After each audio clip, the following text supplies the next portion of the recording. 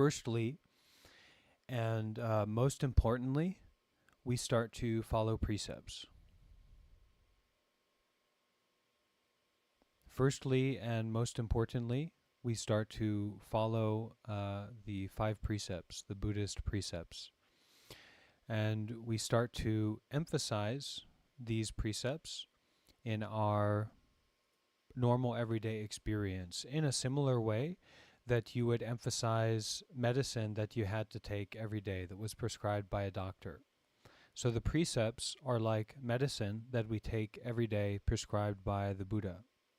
And for monks, we have a much more extensive prescription.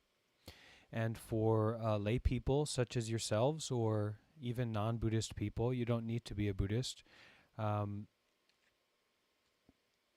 We are prescribed 5 precepts. And you can write these down, but you can also Google them and know about them. Don't kill. Don't steal. Don't lie or speak harshly. Don't commit sexual misconduct.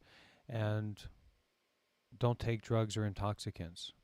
So we remember these prescriptions, or we remember these vows, and please do not speak while I am speaking, whether it is by text or in any other way. Please stop yourself and listen. I will only be here for a short time, and I hope that you will be respectful of my attention and also the attention of the community here, who also has a short time. Welcome, Sonia. So we need to prioritize remembering and following precepts in our lives. In the morning and in the evening, take your medicine. In the morning, you take the medicine of your intention to follow precepts and remembering what they are and which ones you are willing and able to follow. And in the evening, we take the medicine of remembering precepts and looking at the day and how that day went and what the state of our mind and the state of our experience was during that day.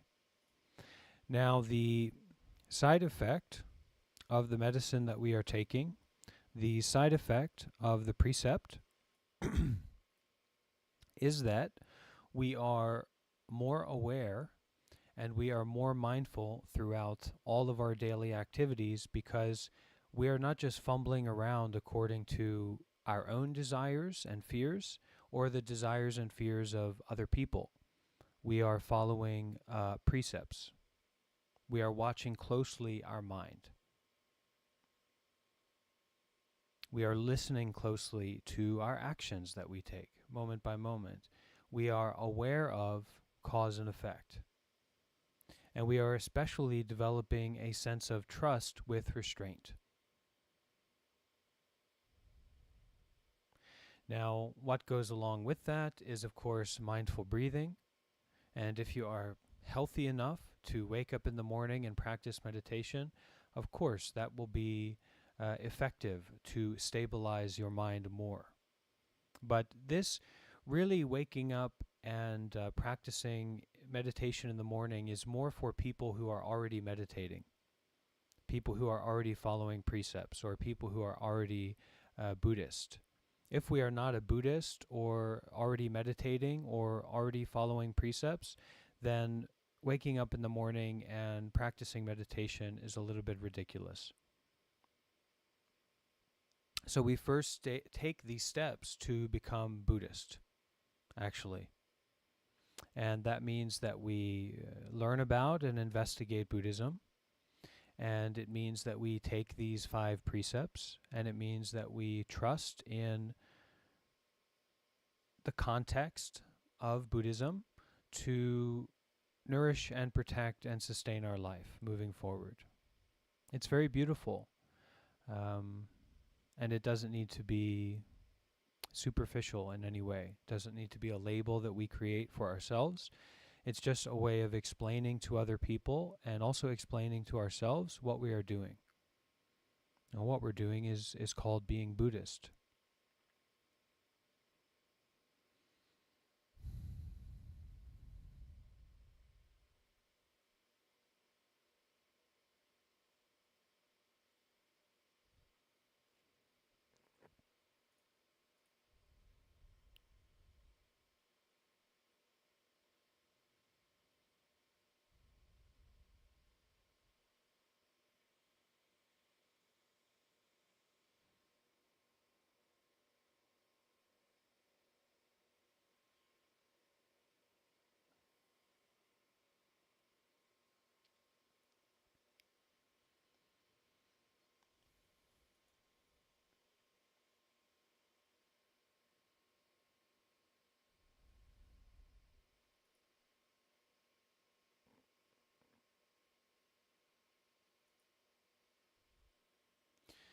And this space really is a space for generosity. It is my generosity to be here and to share my time here. And in showing up here, it is your opportunity to be generous and to be vulnerable and to share your voice, share your experience. And sometimes that can be quite uncomfortable or confusing. Sometimes we have these generous people who, share their camera and they're smoking a cigarette or doing, God knows what. So we have to intervene. We have to stand up. We have to go forward so that this space will be clearly and transparently a safe space and a known space for sharing as much as we can. I am not psychic, so I cannot read your mind. I don't know what you're thinking, or I don't know what you are writing down, because that's too much for me to chase. So, please, dear community, help me as much as you can in facilitating our Q&A and our connection between each other through this form.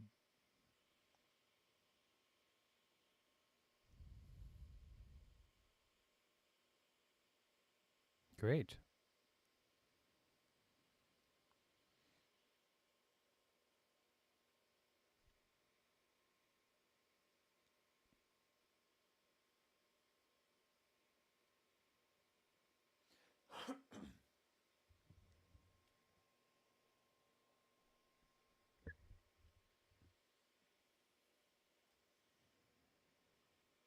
Yeah.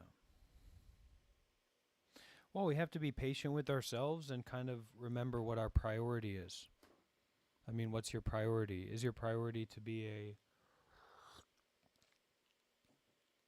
dancer?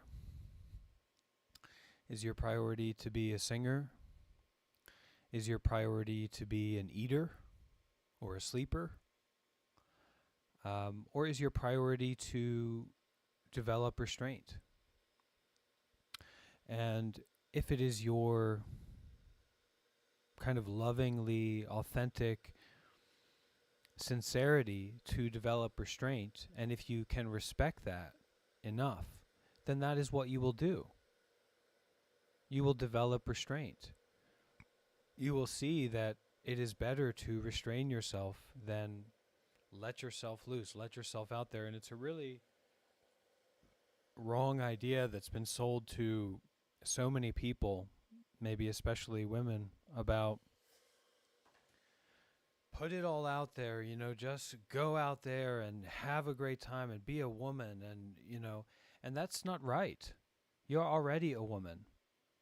You don't need to have physical or sexual relationships with many people to be a woman. You are already a woman. So rather than seeking for our important self-identity or real self-identity outside of ourselves, we learn how to seek within. We learn how to restrain the senses. And what that means is that we learn how to bring our senses inside of ourselves.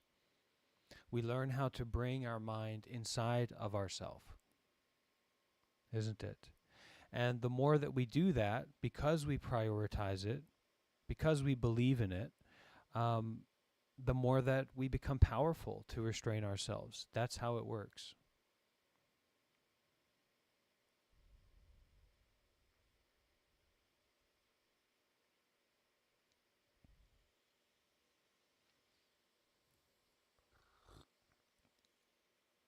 Yeah, Yezin?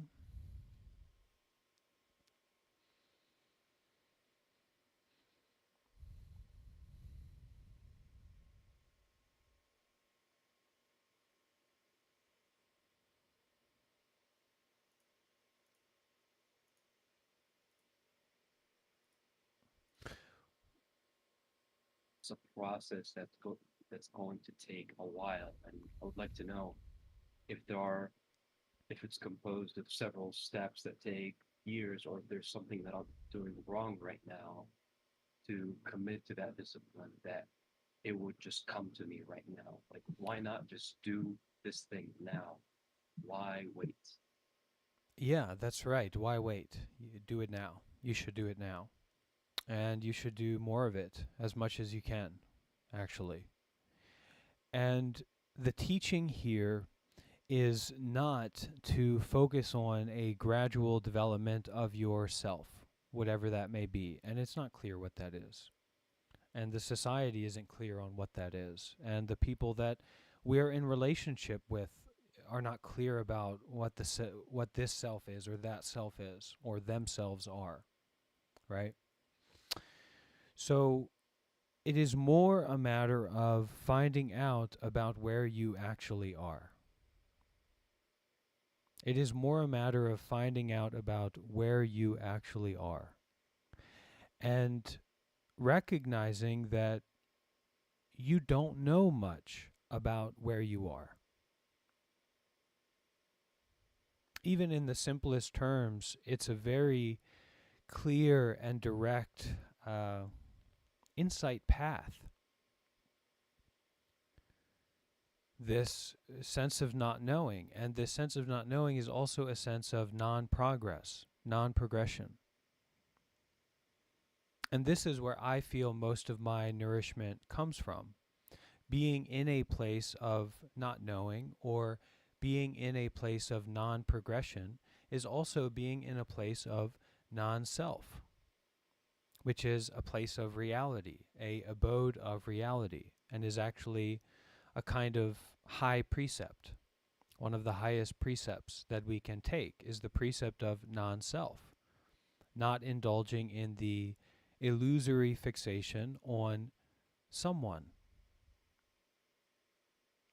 And when we can practice that and when we can believe in that, we enter into a place of selfless non progression. And this is when things start to get really interesting and really start to open, and where our life becomes more about opportunities and possibilities rather than contrivance and dwelling on what we need to do and what we should do and how miserable our lives are, but we've got to kind of figure out how to deal with it. Life becomes saving life. Death becomes forgiveness. So I'm not afraid of saving life, and I'm certainly not afraid of forgiveness. So what is there to be afraid of? And if I am not afraid of anything, what do I need to run from?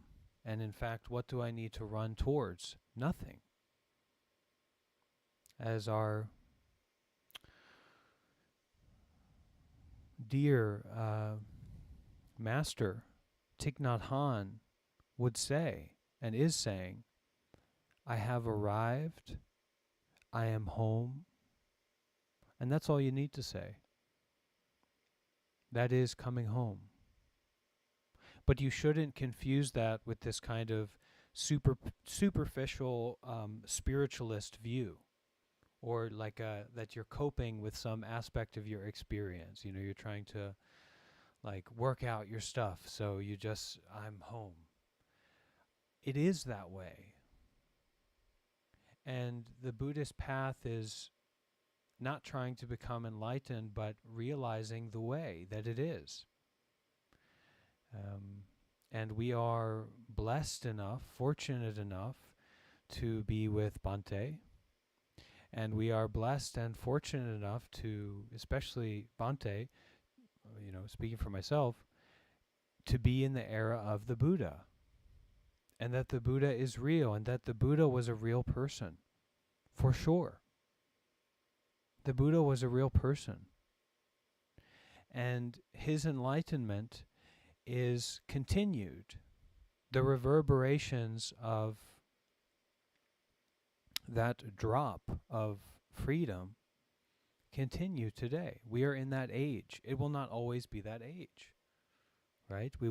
There's a time when people won't be able to see or understand that reverberation, even though that reverberation is not ultimately separate from, it being there or not being there, but people won't be able to notice that. People won't know about that.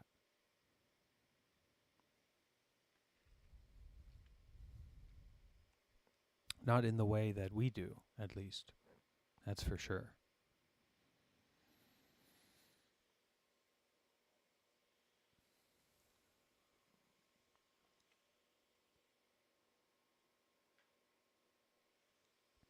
So we learn how to slow down, and we learn how to stop this weird idea of progress from controlling our lives. I mean, why should you go for a walk?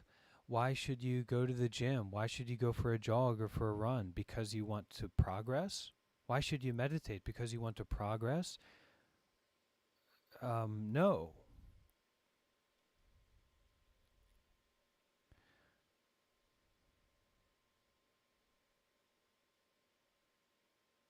Don't try to go anywhere. Don't run from anything. Don't run towards anything. Always.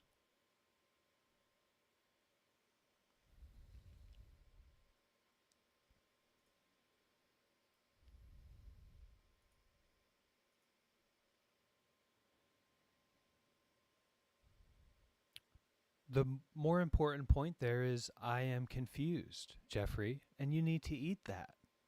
The same with our friend Keith. You are maybe you're not confused now, hopefully not, but you are confused. Eat it. Bite it. Feel it between your teeth. Experience it. Okay, Sally, go ahead.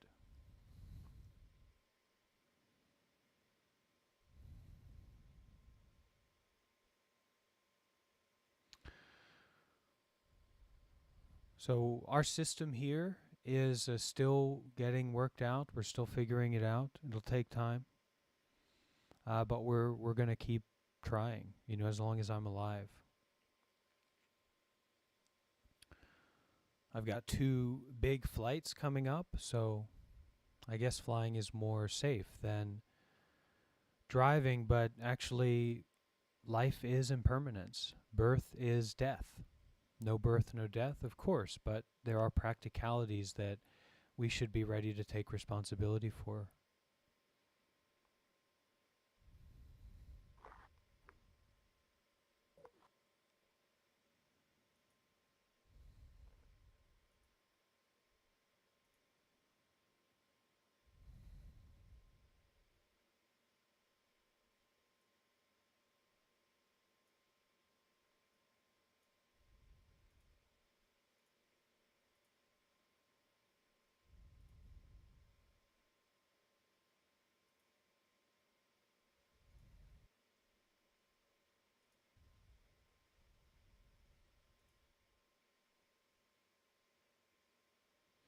Try to be good in any way possible.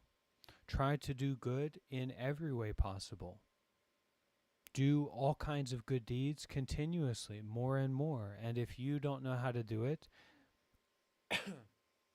come and live with me. Or come and live with my teacher. Come and live with the Sangha so that you can figure it out. Because there's nothing more important in life than figuring this out. And you don't need to become a monk or a nun, but you could.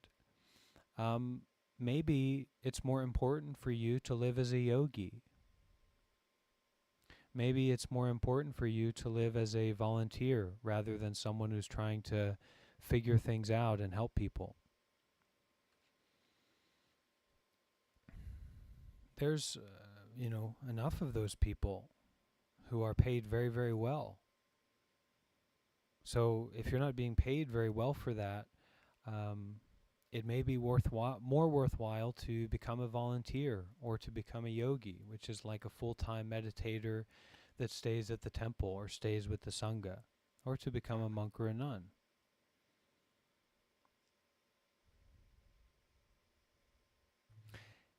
It is our responsibility to build this community. And if we don't take on this responsibility, then we're either wasting our own life or we are wasting the good conditions of the community. And we should do neither.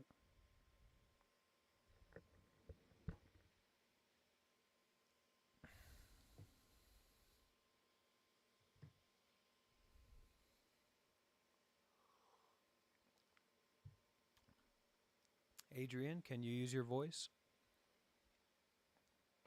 Yes, yes. Hello, can you hear me? Yeah.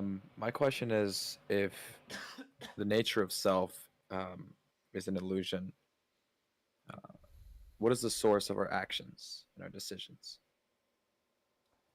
That's a good question. That's a fair question. And, luckily for Bhante, it's a very easy question to answer. Cause and effect. And becoming a Buddhist essentially means that we become believers in cause and effect. So that actions come about because of conditions. This body is coming about.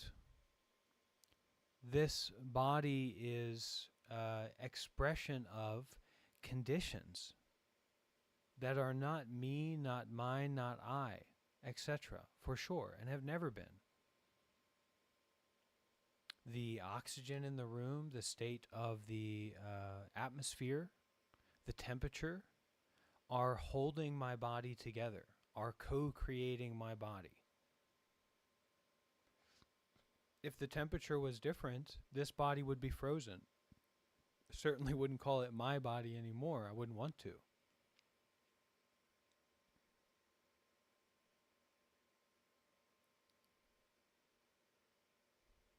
So it is a matter of cause and effect. It is a matter of happening. So it's like, who made this or how did this happen?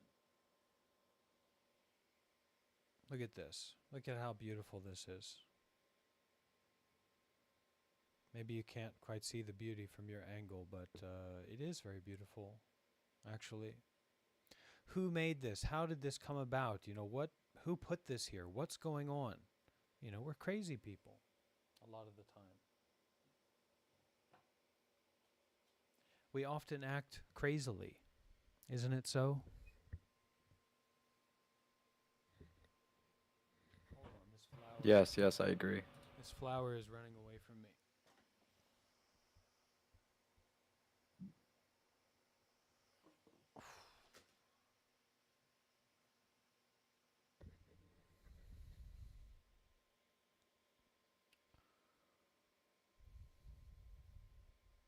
So stop believing in yourself and start believing in the Buddha, the Dhamma, and the Sangha, or more directly, more precisely, start believing in cause and effect. And if you can understand how many actions you are constantly taking day by day, moment by moment, mental actions, physical actions, verbal actions, and that you do not understand or know what the effects of those actions are, and as that becomes more and more vividly clear to you, you will take refuge in the Buddha, the Dhamma, and the Sangha. You will take refuge in people at a high spiritual level rather than random people at the gym or random people that you come across who seem to have money or seem to have something figured out. It's a shift. It's a paradigm shift. And there is no parallel. There is no similar kind of tradition or way of practice or way of community to Buddhism. Nothing compares to it. Nothing stands close to it at all. Buddhism is the way. Buddhism is the Tao. Period. So Christianity, it's not competing with Christianity because Christianity is Christianity. It's not the way. It's not the Tao. Buddhism is the way. And they inter-are and what have you, of course, but we need to prioritize living a spiritual life rather than thinking about these things. And that means to help other people, that means to volunteer, that means to donate, that means to become more clearly aware of our heart, the heart rate. And where's the Buddhism in that? That is Buddhism. That is the way. That is mindfulness. That is meditation. That is vipassana. That is sila. You know, and people compare stoicism, or what about stoicism? Have you heard about stoicism? It's dead. It's a dead tradition. It's gone. I don't know that it was ever alive. I just heard the guy from Gladiator wrote it. That's all I know about stoicism. So if you want to save the world, if you want to save yourself, if you want to save the planet, hey, we need your money, we need your time, we need your body and mind, and we are ready, and we have nations. There's no other religion except for Islam, and I don't think that Islam's goal is to save the world. Whatever they are doing, I don't think that that's their goal or their idea. They're probably trying to defend themselves more than anything else at this time. We need you on board. Sri Lanka is already, Myanmar and Thailand, everyone will cooperate with you if you devote your life to this. Everyone meaning, the Buddhist societies and the Buddhist communities, and everyone meaning, good luck and hopefully. And what does it mean to save the world? What are we talking about? What kind of goal is that? Well, it's to help people. It's to feed people. It's to house people. It is to give people what they need so that they can practice spirituality, so that they can become Buddhas, so that they can help others, so that they can become enlightened.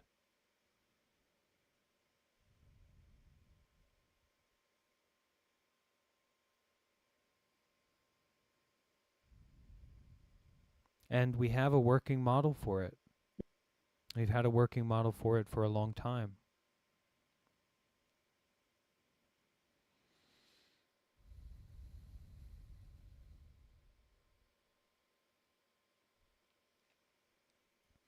Okay, go ahead, Justin.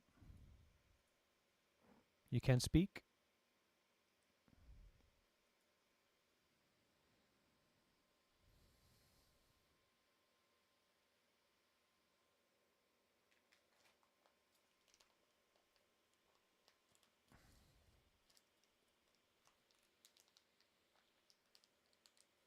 Or maybe someone can read Justin's comment.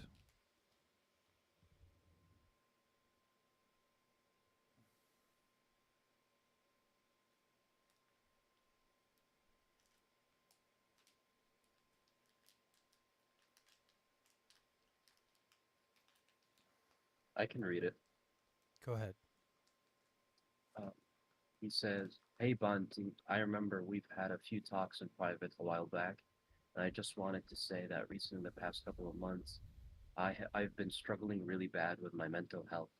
Back in December, me and this girl broke up, and then my grandfather passed away, and then my aunt passed away a few weeks later. I just need help on ways to stay happy and motivate myself. For example, I got accepted for a job making $22 an hour and got tests for it coming up Tuesday morning at 2 a.m., and I'm so nervous and anxious about it." You've got it, man. You've got the job. You just got to show up. Take the test. And there is a more important job that you already have, that I have already vetted you for and hired you onto. Okay? And the pay is infinite. Do good deeds more and more. Let's get to it. Let's do it. Do all kinds of actions of generosity. Do all kinds of good deeds. Practice all kinds of forgiveness. Practice all kinds of gentleness. Clean. Clean, clean, clean. Clean everything. Don't cling, but clean. And make donations. This is something I'm trying to get our community on board with, and trying to figure it out, and create this environment. And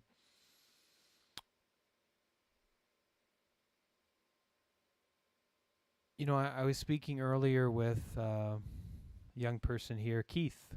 And Keith is a kind of a rock bottom person. He's staying in a hotel that his job is paying for, that paid him up front. So he's kind of indentured at this time, and he says he's got about $150. He should donate. He should make a donation. That's great.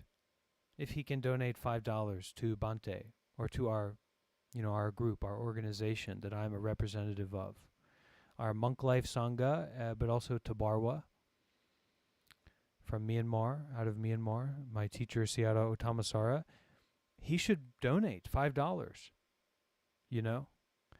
and all of us should develop this relationship with making donations.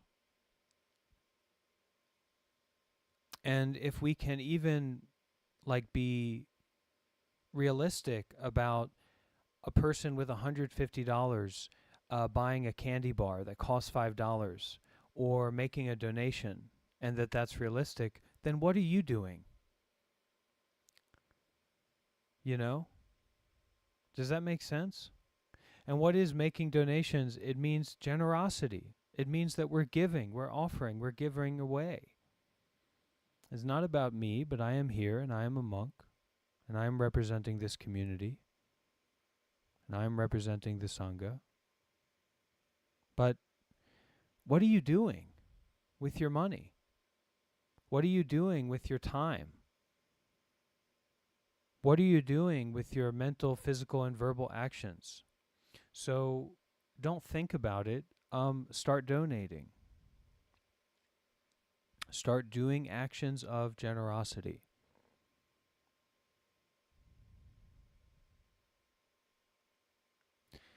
Is that clear, dear Justin? Do you want to say anything else? If that cures your depression, then that's good. But if it doesn't, you can say some more. If that doesn't quite get to the depression or the anxiety.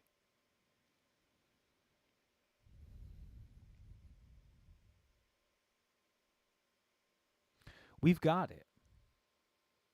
We've got it. And we're giving it away for free. And we're going to keep doing it. We're going to spiral. We're going to lose ourselves in it. We're going to become rock bottom. Period.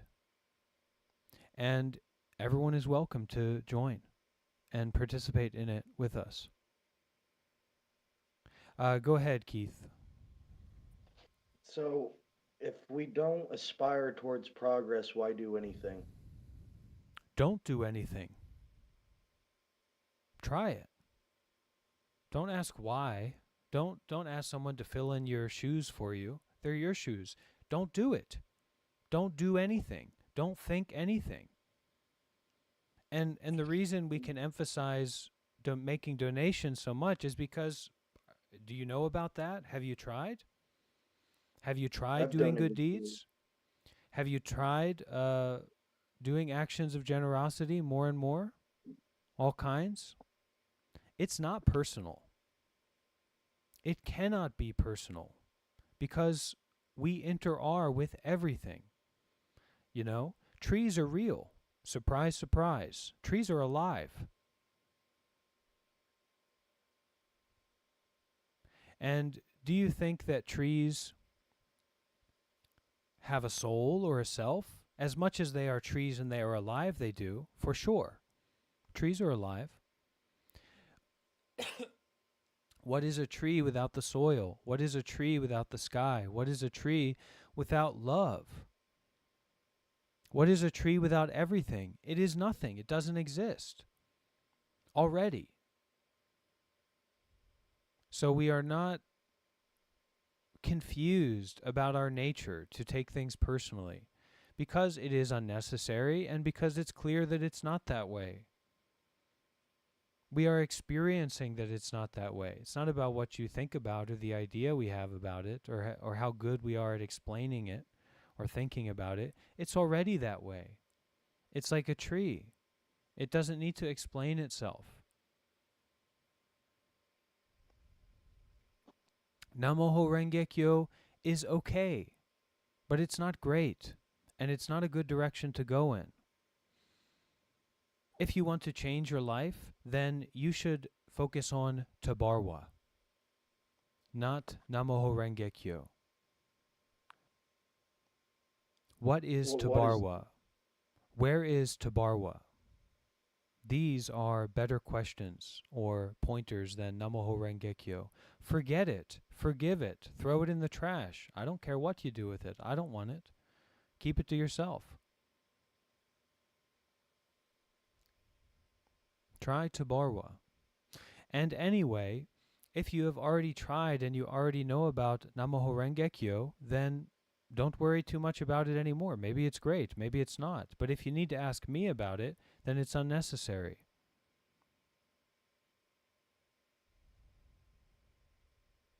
Because if it was working in the way that it's supposed to, you wouldn't be asking me about it. You'd be telling me about it.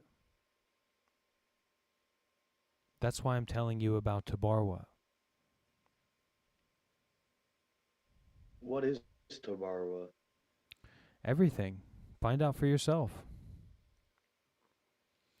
Go ahead, Adrian. Can you speak?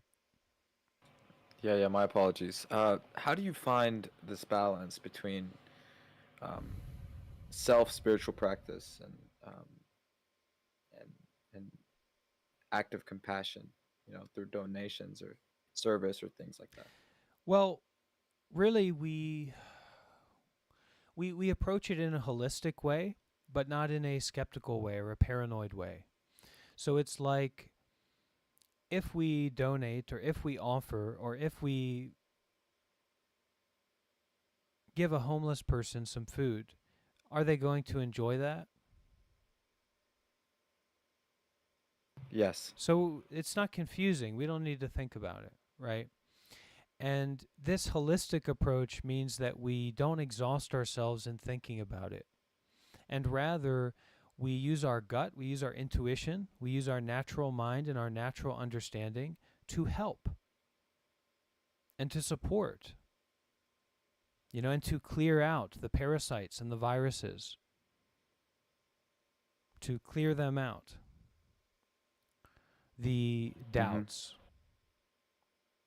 the weaknesses, the hesitations. You just give. You just become more and more beautiful and more wonderful. Now, I was sharing about this yesterday. I shared about it again, kind of a guiding principle for donating, okay, for making donations. And especially, from what I understand, we were told, the Buddha or what have you, the Sangha told the monks, and probably lay people as well. No, the monks told the monks not to donate to or to feed to the homeless of the other traditions. So I think the spiritualist traditions, I don't know that it probably would not apply to homeless people because these are more like destitute people, but to not donate our food or donate our possessions to the renunciates of other traditions in ancient India who were not being successful in what they were doing. Like we shouldn't endorse that or perpetuate that. So we should donate concerned with the Buddha, the Dhamma, and the Sangha, and we should find out what that is, because Buddhism is unparalleled, because the Sangha is unparalleled. Thailand is a Buddhist nation run by monks. Myanmar is a Buddhist nation Myanmar is like a North Korea, but it's run by monks. Sri Lanka is run by monks. Bhutan is run by monks, Buddhist monks, real Buddhist monks. So, it's a whole reality that we're not tuned into, that we don't know about. So we should concern ourselves with the Sangha and donating to the Sangha. That's very reliable, very practical. In terms of how much we should donate or support, and this is my guiding principle, this is what I'm working with. If you are a poorer person, or if you are a person who has lesser means, donate as much as you can. Donate what's reasonable to you. You know, make an expression, make an offering that's suitable for you. If you are a middle class person, so basically a wealthy to semi-wealthy person, you should donate a lot. You should donate more than you think is realistic or makes sense to you. Of course, don't be a fool. Maybe because we live in a society that is so open to encouraging people to be foolish, we take everything to be this invitation to be foolish. Nothing is an invitation to be foolish. Everything is an invitation to be mindful, to be aware, to see clearly, to come home. So if you are middle class, middle wealth, donate a lot. Donate more than you expect to, and feel comfortable with it. Feel happy about it. That's the effect of donating anyway. We feel good. If you are a wealthy person, good luck. That's all I've got to say. If you are a wealthy person, good luck, because it is very, very difficult for these people to donate. And we all know that. It is very, very difficult for wealthy people that are binded by greed to help others and to make donations. It's very difficult for them. This is why the world is the way that it is. Period. And sure, we can include corporations in this, but that's just corporations of people, these super wealthy people that don't want to be generous. They couldn't. So I just say good luck. Good luck. And I hope that you will be successful, to donate incredibly and to help the Sangha as much as you can.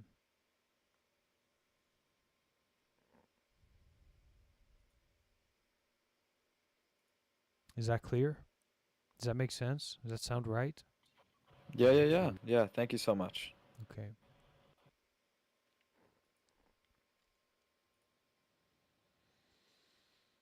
Go ahead, Jeffrey. You can unmute your microphone. Hi, my understanding is that monks aren't able to accept money. So what would you say is like a good place to not make like foolish donations to? Most monks accept money. I accept money. I gratefully receive donations, envelopes of money or online donations through Zelle or through PayPal or through Venmo. Some people are using Patreon to make a monthly commitment. Some people are using PayPal to make a monthly commitment, and it's really helpful. It's really helping me a lot, and the people that I care about a lot, and the people that our community cares about a lot as well.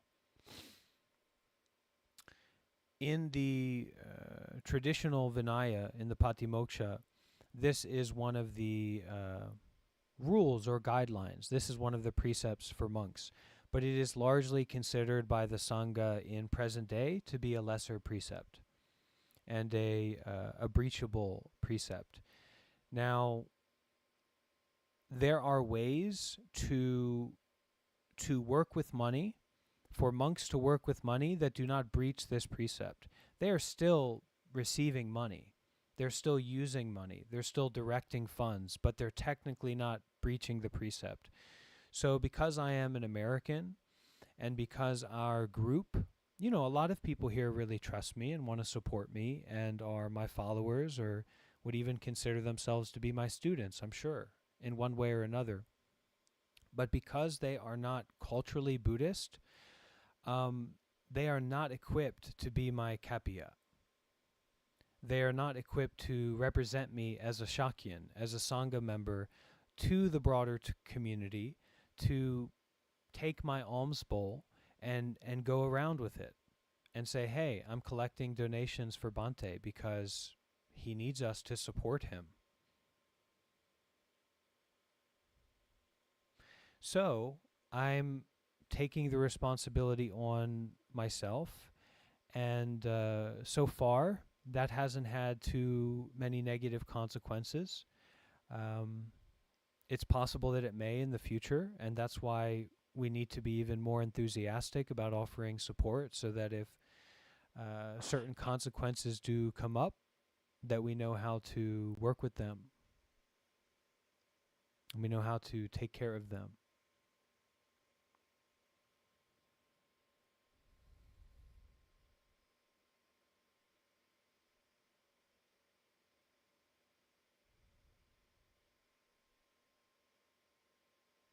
But we have to be patient and just do our best. It's not so complicated.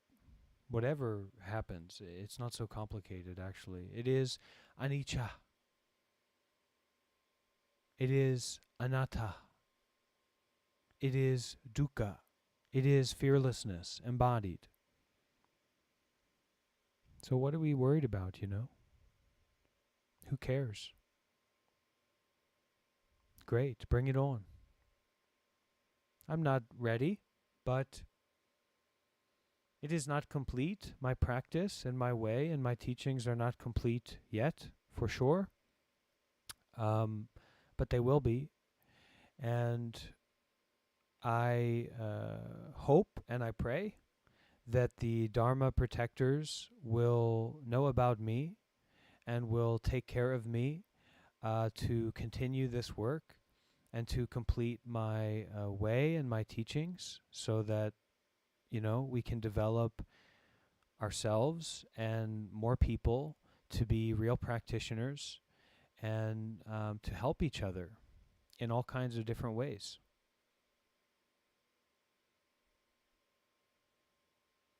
You don't have to be afraid of it.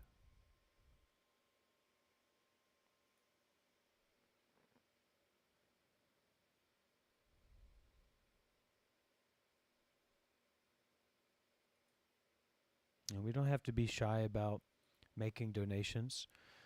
monklife.one/donate. Or when you go to the Monk Life webpage, you'll see there's a donate button there. Go for it. Have fun.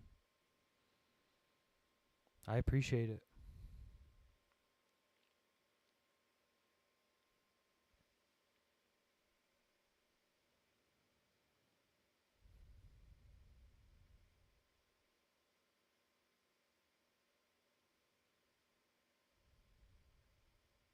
Go ahead, Jeffrey.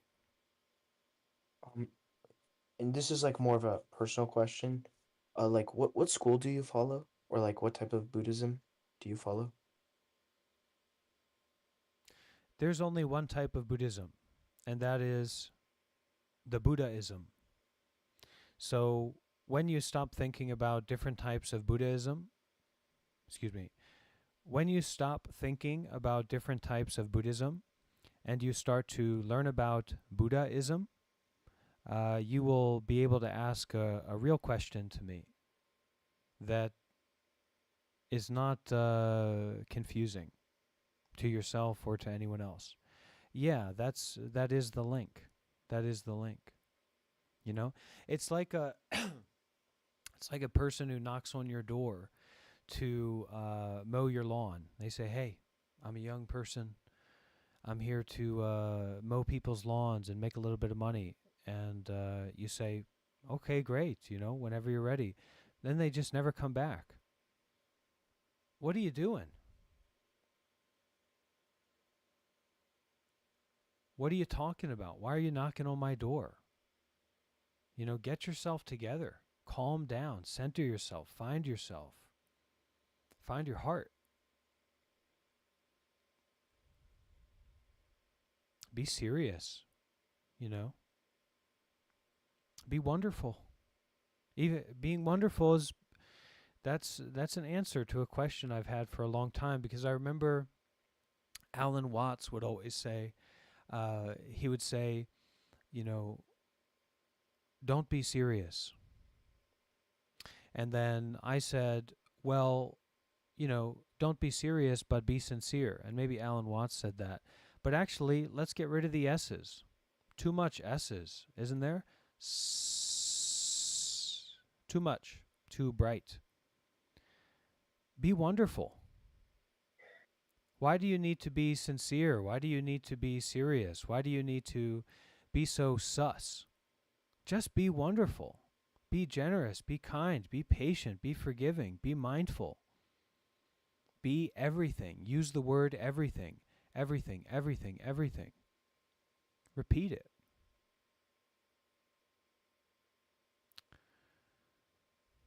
Okay?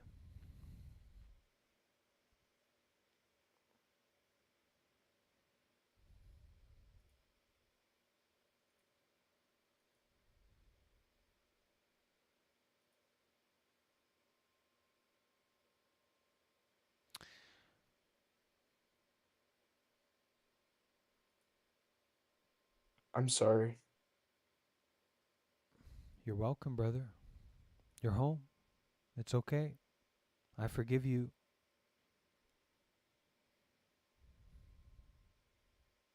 And I am forgiving myself because I am not a perfect being or whatever, perfect monk, perfect person or perfect Buddhist. Who cares? Leave me alone. Right? Get out of here. Go away so I can be happy and that I can feel wonderful each and every moment and that I can help people.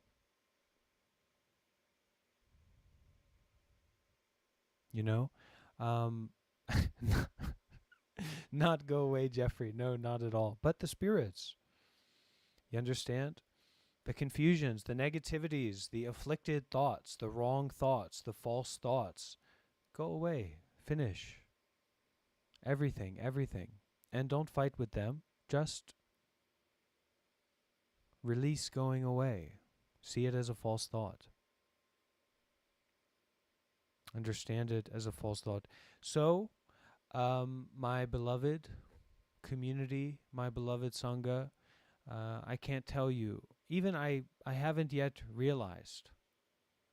I haven't yet understood how happy and how in love I am with our Sangha, with our community.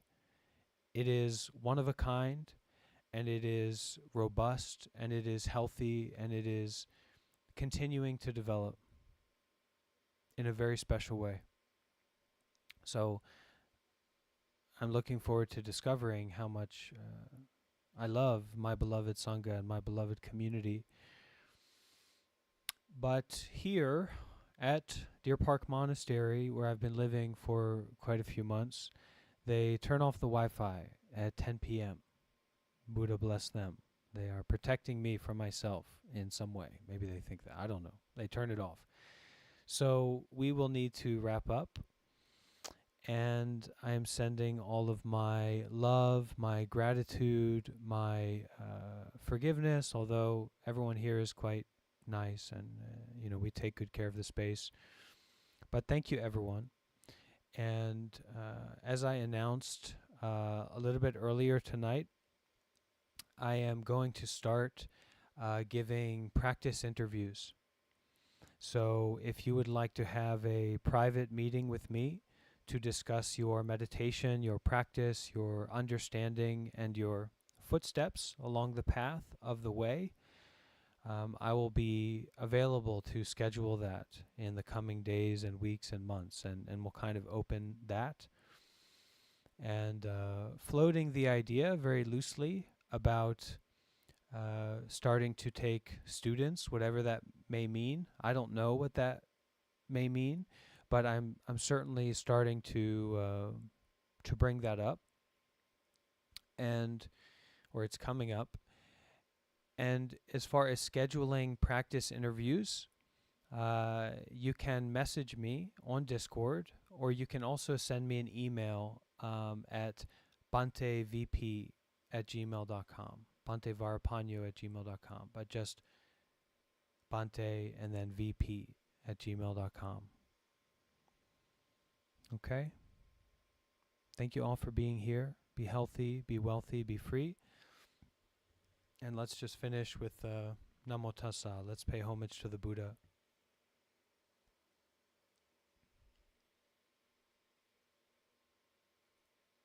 You can join your hands together with me.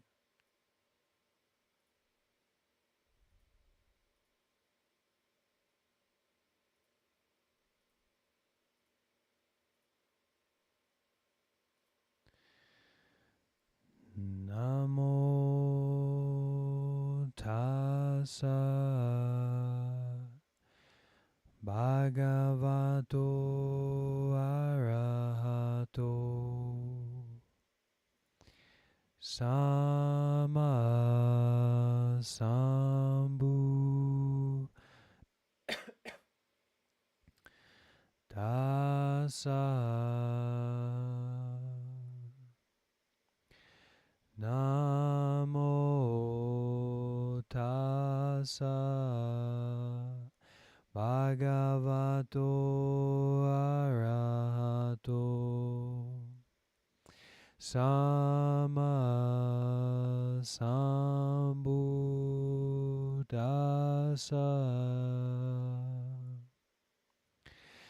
Namo Tassa Bhagavato Arahato Sama Sambuddhassa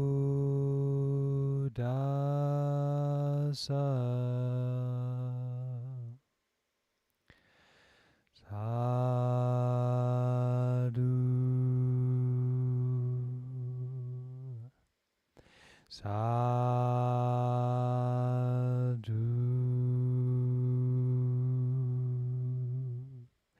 Sadhu.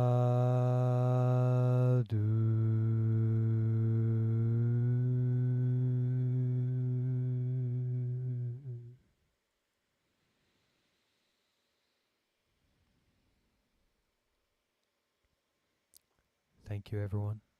See you soon.